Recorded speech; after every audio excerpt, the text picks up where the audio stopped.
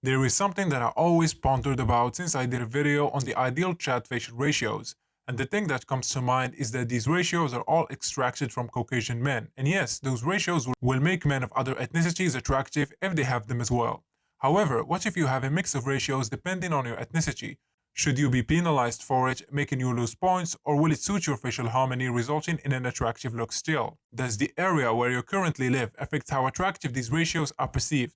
In today's topic, we will look at the ideal ratios for ethnic black men. This video, like many others, will be split into two main parts. You can skip forward if you already know certain information to the desired part. The first part will talk about lens distortions and accurate measurements, and the second one will talk about ideal ratios for ethnic black men.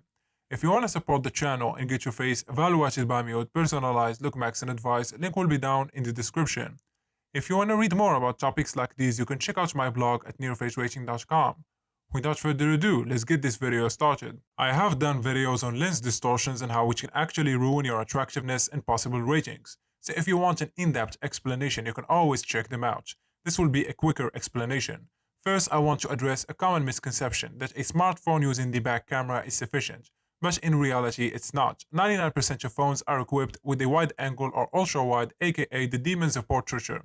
I'll list the most common phones using these lenses. The iPhone XR, iPhone 6 of all variants, iPhone 7 of all variants, iPhone 8 of all variants, iPhone 11, iPhone 12 plus mini, iPhone 13 plus mini, plus later models as well. Google Pixel 3 of all variants, Pixel 4a, Pixel 5 of all variants, and Pixel 6. All of the above phones are only equipped with a wide-angle lens or an ultra-wide-angle lens. If you've used these phones to measure your ratios, they aren't accurate at all. Pretty much all of the 2019 and later iPhones and Pixels have a telephoto lens. Here's the list: iPhone X, iPhone XS, iPhone XS Max, iPhone 11, iPhone 11 Pro and Pro Max, iPhone 12 Pro and Pro Max, iPhone 13 Pro and Pro Max. And for Google, Google Pixel 6 Pro. In the newer models as well, if you've used the telephoto lens on these phones, then your ratios hold decent merit and are somewhat accurate. But I'm really against using smartphone photos for ratios. I recommend a DSLR camera with a bigger focal length. So why are these lenses so bad for portraiture? You are all familiar with lens distortions caused by too close of a lens plus bad cam specs. But have you ever heard of radial distortions? There are three types of radial distortion, but only two are relevant to the topic: barrel distortion and pincushion distortion. These types of distortions are practically impossible to avoid with wide-angle and ultra-wide-angle lenses. This is why every model photographer has a 200mm telephoto lens, because they have no distortions, which will result in a more accurate version of what you actually look like and a more accurate rating of your ratios. So why some Caucasian ratios don't work for other ethnicities? The main reason why sometimes you can't use ratios for other races is simply because they don't apply to you.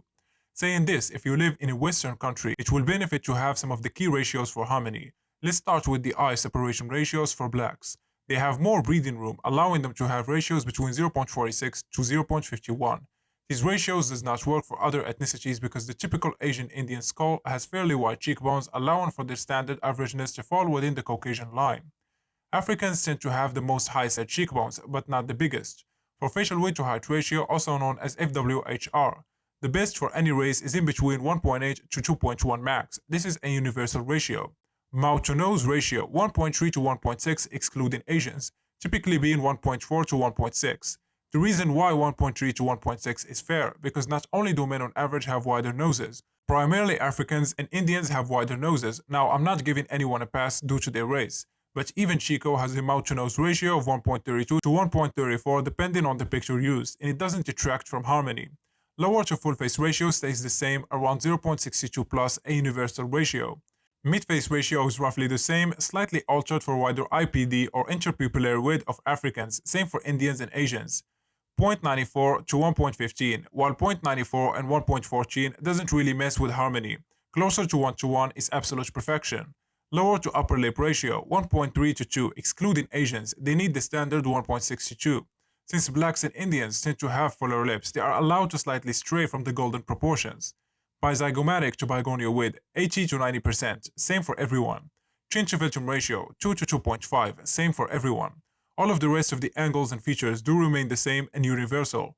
Gonio, cantle tilt, circumferential, and other ratios and features. So what is the take from all of this? Is that on some ratios you should be more lenient depending on the ethnicity, and some other features and ratios are absolute and universal among all other ethnicities and races. But what do you guys think about all of this? Let me know your thoughts down in the comment section.